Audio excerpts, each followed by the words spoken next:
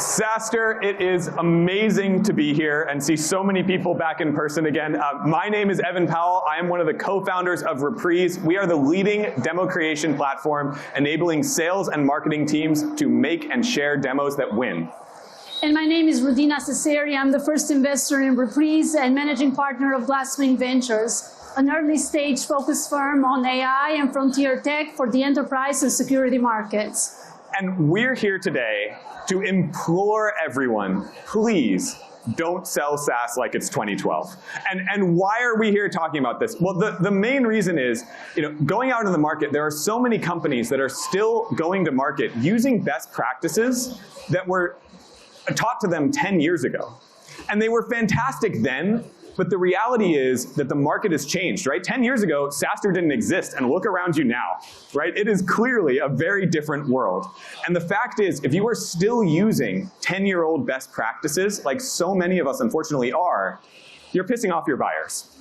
And I know, Rudina, that is not vocabulary that flies in a VC's office, but I'm going to say it out here. It's just true. If you knew how much discussion went on what's written on that one slide, but fundamentally, Evan is right.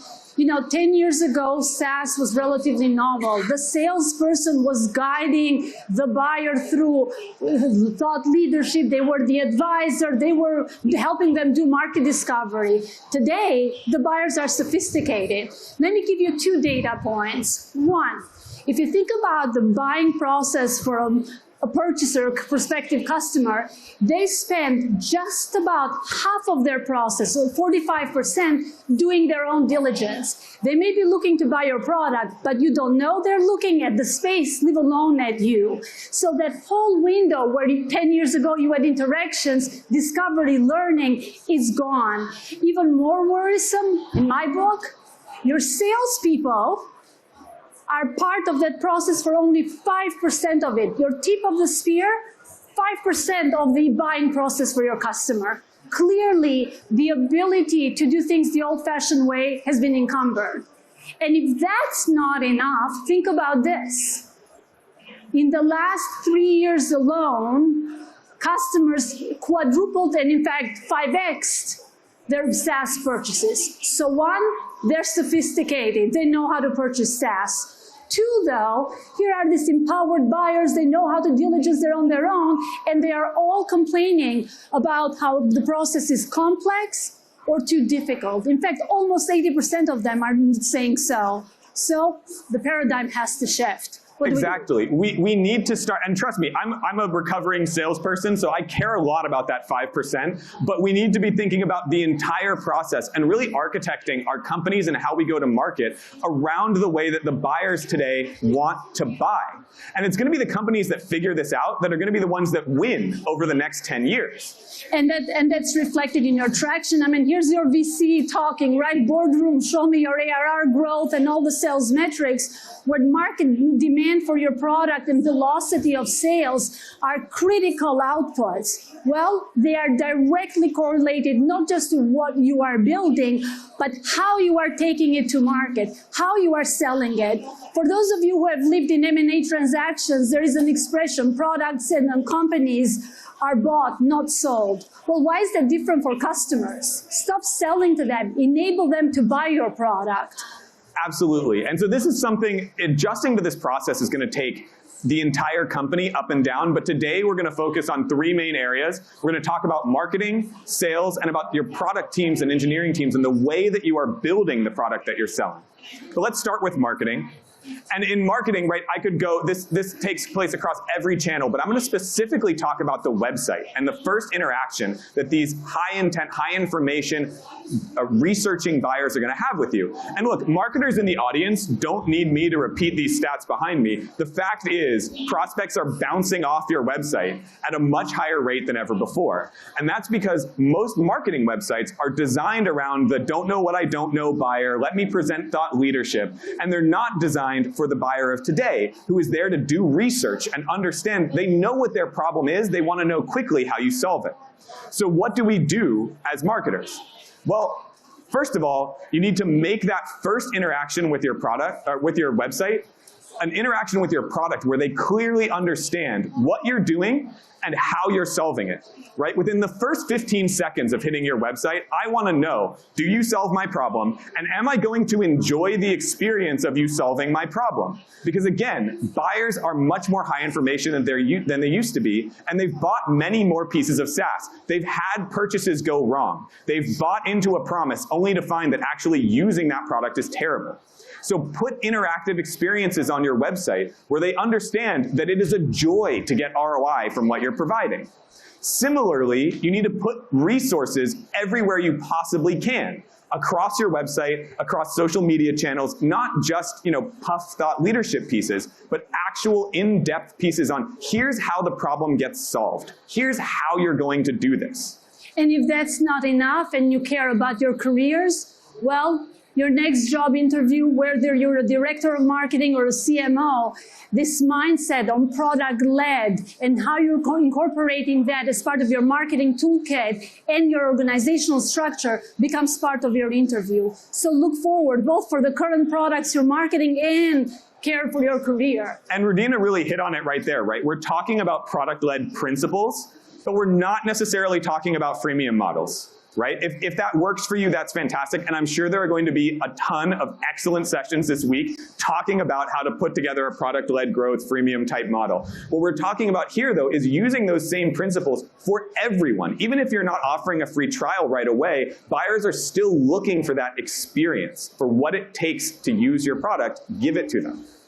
And so let's jump into sales, right? Once you've done this and you've got people excited about sales, the fact is, no one has the patience to participate in a discovery call before, or anymore, right? No one here in this audience has filled out a form and said, you know what I really want to do? Sit down for 30 minutes and answer 20 questions with a sales rep before getting a demo a week and a half from now, right? And on top of that, buyers are not putting you in the room with decision makers anymore. Again, they've bought too many things. They've been led down that garden path only to have it not work out in the end. And so they're trying to keep salespeople at arm's length and run their own buying process. And as a part of that, they trust their experiences, what they feel, what they see, what they can touch, far more than anything you say to them as a salesperson. So again, as a salesperson, how do we go and deal with this? First, kill the discovery call. And now you've met Evan Powell. And I'm serious about this. Please, kill the discovery call. And no, before all the salespeople in the room jump up and try to strangle me, I'm not saying don't do discovery. I'm saying don't have a 30-minute call where all you do is sit there and ask the prospect questions. I'm saying give them what they came for, right? And we're seeing this is annoying. If we just look at some things from my LinkedIn, right? This is just my own LinkedIn feed. Your prospects hate this so much that they're making social media posts about how much they hate this. Don't do a call that's just to fill in your CRM. And I think this is part of the thing where in sales, we've inadvertently weaponized what I think is a good sales concept. It's give to get. And we've gotten too focused on the prospect has to give me information before they're going to get the demo. And in reality, it needs to be flipped on its head. We need to give them what they showed up for, and then we will get information in return. So one of the things we talk about a lot at Reprise is discovery through demo, right? Show them a piece of the product, what it would look like. You've done your pre-call research and you're saying, so is this how that would relate to you based on something you know? And they're going to respond to that far more than they would if you just sat and gave them a question. They're going to say, yes, you know what, that's me and here's how. Or, no, you know what, we'd actually use that a little bit differently. And you're getting the information you want through giving them the demo that they showed up to the call to get. But that's not all we can be doing. We also need to be empowering our champions because, again, they're not going to put us in the room with the buying committee. And by the way, empowering your champion doesn't mean you give them a PowerPoint deck or the 2-page PDF. That's over with. They're not going to use it. They're not going to open it. No, they're not going to read it, right? I can't tell you how many PDFs are sitting in my inbox unread. And by the way, I used to send them out when I was a sales rep, right? So I'm seeing this now personally. And so what we need to be doing is turning the champion into a sales rep for us. Give them the materials that we would want to be presenting to that group. But again, interactivity is key. right? Give them the demo that you wish you could give to the executives and make sure that they're trained or put on rails so that they have to highlight the value props that you know matter to them. Give them sorts of, be on the call, say, hey, I know that you really liked that particular feature. I'm emailing a demo to you. You can now go and give that to your boss because you said that was the most important thing. Help make them the heroes. Yeah.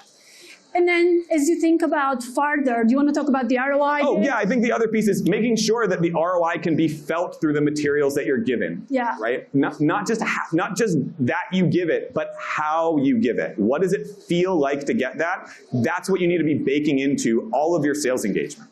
So Evan has just covered the tip of the spear, your go-to-market organization. Well, let's look at product and engineering. I mean, it's not a hidden secret that there is always bumping of heads for the most part between the geniuses in the product and engineering team that are dreaming up innovation and frustration with how fast sales is moving, customer traction, finger pointing, let's fire so-and-so, let's change the go-to-market. And maybe you need to do that. Most of us are in startup land and we need to hone in and iterate. But it's fundamentally important that this new paradigm shift around how products are being bought is incorporated in the product and engineering teams. How? One idea.